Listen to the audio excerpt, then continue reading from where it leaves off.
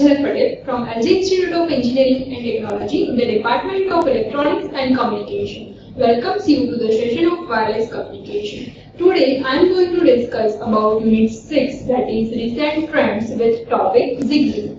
So first of all, let's revise the last lecture that we have seen in the last lecture about the two recent trends technology, that is about the Wi-Fi, wireless fidelity, and the WiMAX, that is 802.16 standard. In both of the standards, we have seen that the WiMAX offers the more connectivity, like 54 Mbps of data rate with mobility. So here, now let's discuss another standard of recent trends, that is Zigbee.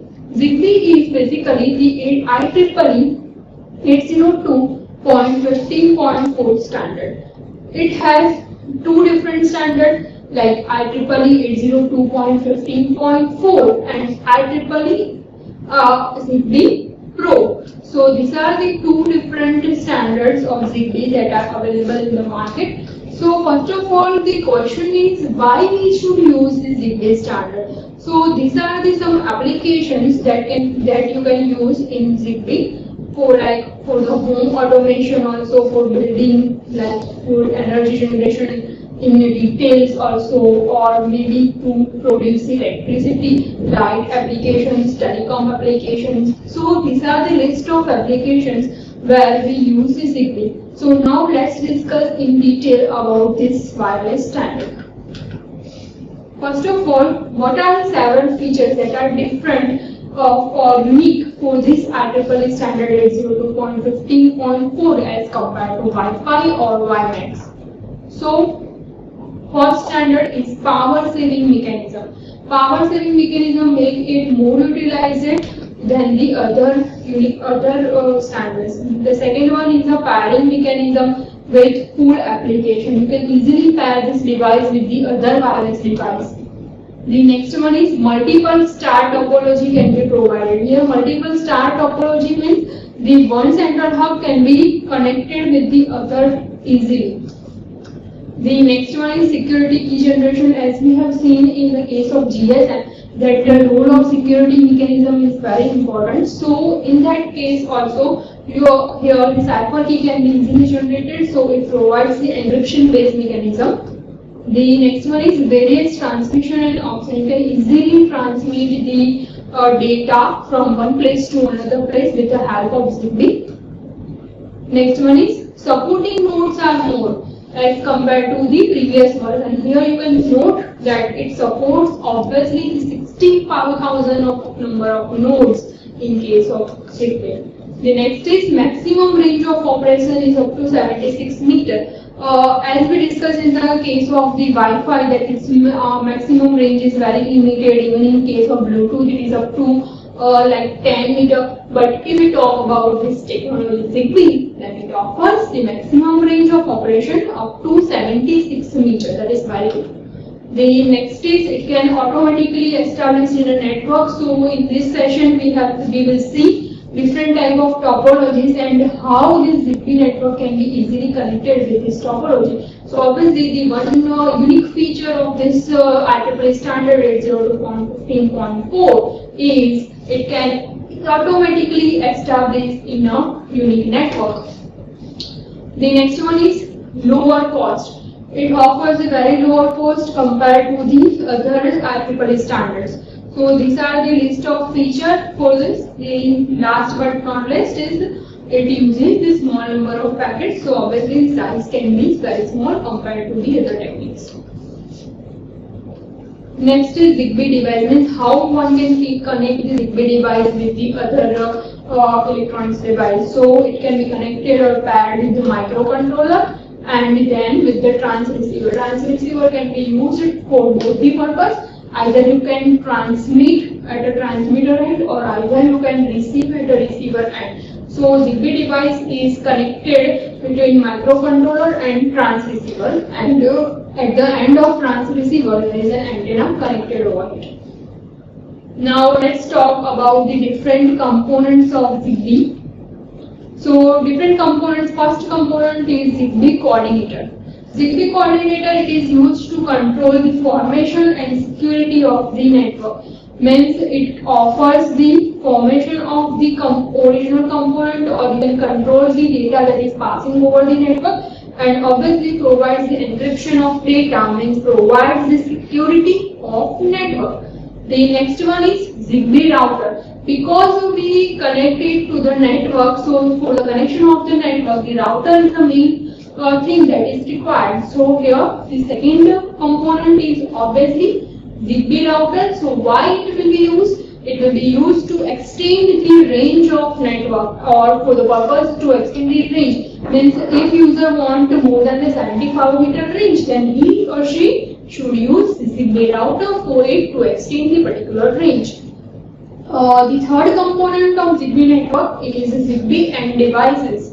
Zigbee end devices perform some sensing or control operation, because this Zigbee device has a connection with the microcontroller and then with the transceiver, and at that time the sensing of the component is very necessary, and that's why here it is written that Zigbee end device is one of the components for this IEEE standard. Now let's talk about the different Zigbee topologies. So here first let's talk about the star topology. It is the first type of topology that can be used in Zigbee. So here if you see in the figure, there is a C and E is denoted. Here C stands for coordinator and E stands for end devices. End devices means sensing device, and coordinator will work as a central hub, as similar to the communication network.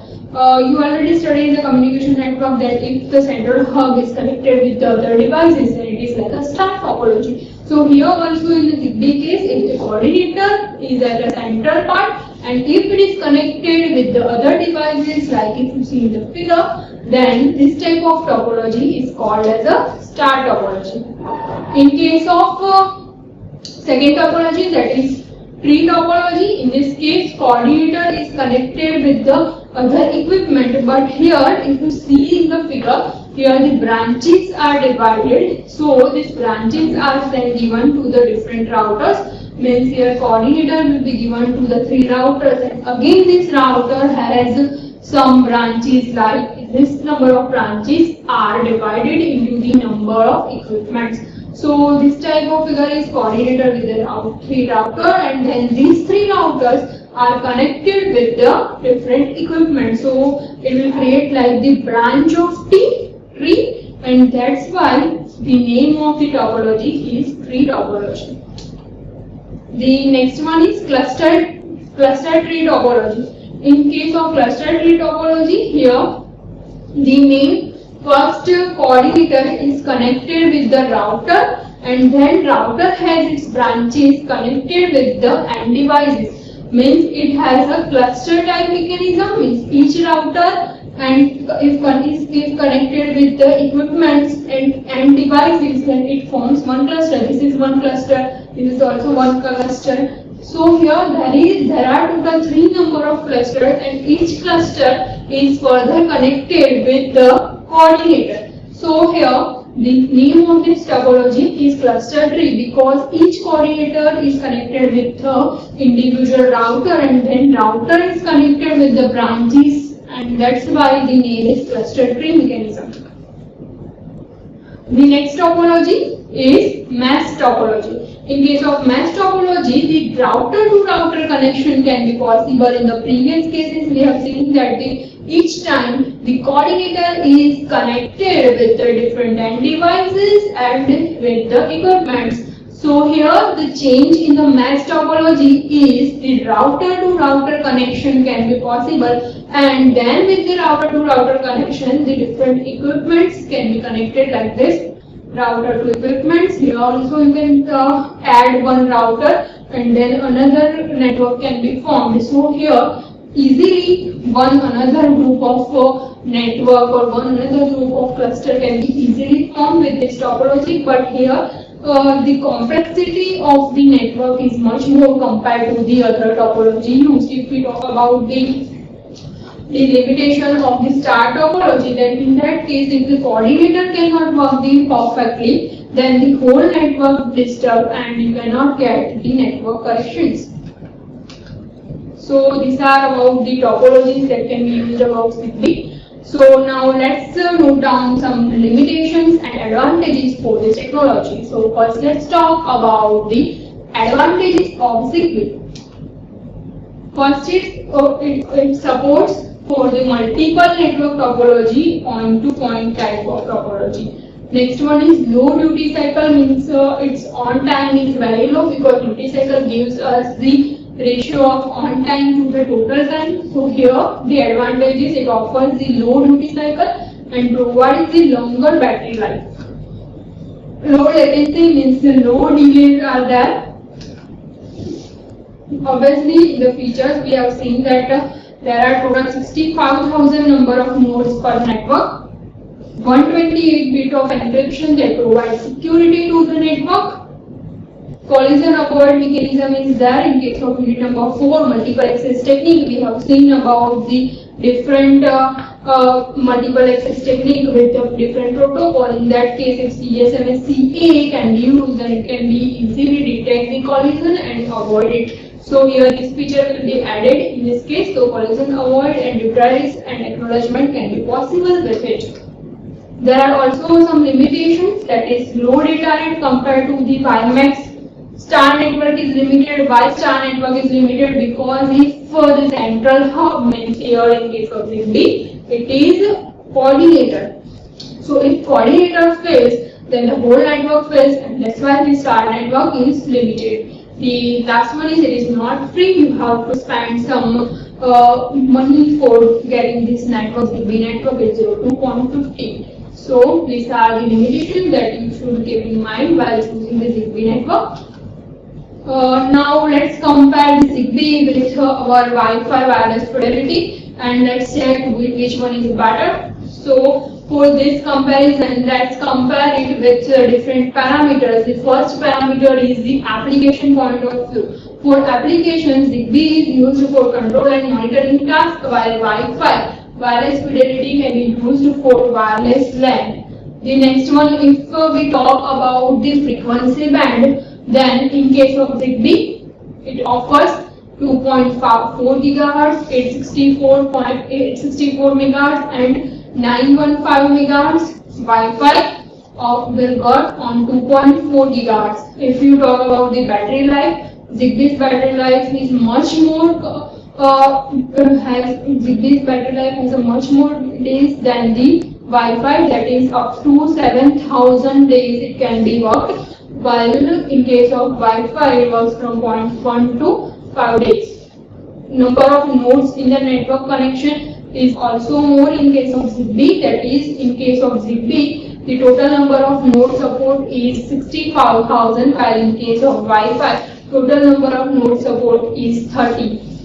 If we talk about the bandwidth offer or the bits per second that is possible, it is in case of ZigBee 20 to 250 kbps can be possible, while in case of Wi-Fi 100 megabit per second can be offered. If we talk about the topology that can be used in the Wi-Fi and ZigBee, so in case of ZigBee, star tree, cluster tree and mesh topology can be possible, while in case of Wi-Fi tree topology is mainly used.